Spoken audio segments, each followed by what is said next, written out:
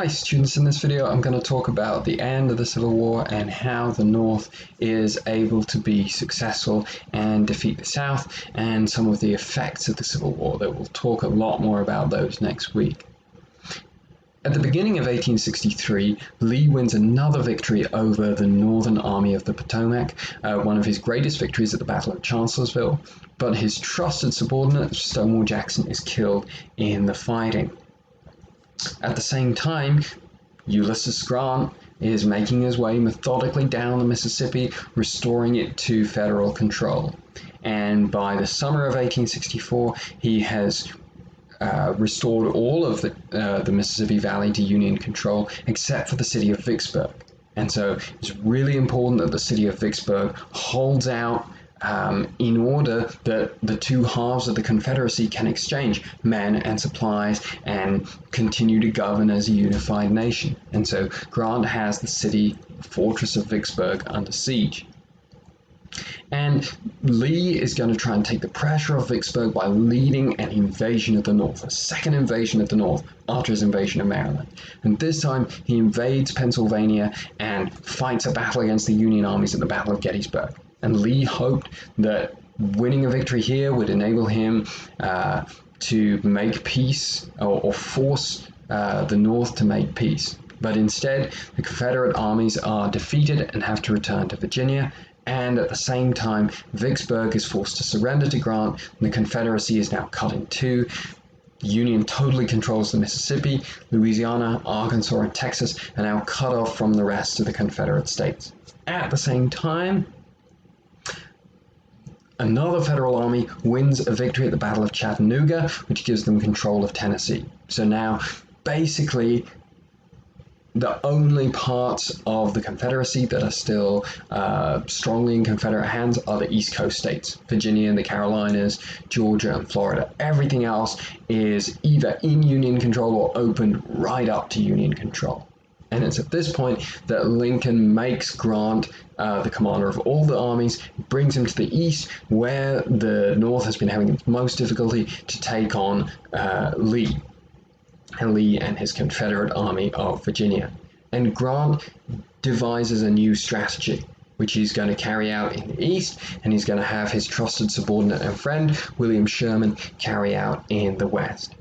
And it's a change away from trying to capture Richmond, the Confederate capital, instead to just pounding the Confederate armies. It's not subtle, it's really brutal, it's really costly, but it is ruthlessly effective in the way that it's carried out by Grant and Sherman. The Grant is just going to keep following the Confederate army. He's going to keep losing men at huge numbers, 100,000 casualties in the big campaign that he launches against Lee in the east, but he knows that the North can replace these men. And so basically he's sacrificing them in the knowledge that the South cannot replace. That even if Lee is exacting more casualties on Grant than Grant is on Lee, that's an unsustainable situation for the Confederacy. And this is how Grant carries out his campaign of Wilderness and Spotsylvania. Even though he keeps losing men at huge numbers, he continues to advance, he continues to work his way around Lee's flank, and he ends up pinning Lee against Richmond in basically a state of siege. Meanwhile, in the west, Sherman is going to continue to carry out this campaign as well. And Sherman is going to carry out the other part of Grant's strategy. Grant is doing this as well, but Sherman is more effective. And that's a strategy of total war. That there's going to be no more of brother against brother. War is something that's fought as part of a code. The federal armies are now going to try and destroy anything that could be useful to the Confederacy as they go through. And Sherman captures Atlanta, he marches all the way through Georgia and marches through south and then turns north and marches through South Carolina. And this was very much a campaign that was designed to break the spirit of the southern states so they would never secede again. So it was intentionally destructive and brutal, but it's very successful. Soon it becomes clear to most of at least the senior officers and politicians among the Confederates that the Confederacy is going to lose the war. But the division that emerges then between them is whether that they should say, we fought the war, we've been unsuccessful, we're going to come to peace, we're going to return to the United States, or whether we're going to stop fighting openly, but we're going to continue to resist and fight underground and fight guerrilla warfare. And in the end, this is where Lee's leadership is important. Because eventually he has to surrender to Grant. When he does so, he encourages his men to be re-accepted as citizens of the United States. And Grant, who's following Lincoln's approach to ending the war, will do something similar. Will accept the Confederate soldiers back into the Union without them being tried for treason. And there's a great effort to try and restore the Union that had existed before the Civil War.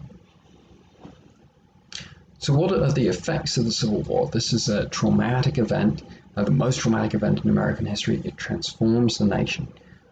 First is that the South is devastated. Previously, this was a highly wealthy and influential part of the country, and now it's going to remain poor and dominated by the politics of other states for a number of generations to follow. And the second effect is the growing power of the federal government. The federal budget has expanded enormously, and there's been an acceptance of the importance of the Union and a more federalist approach to governing the United States.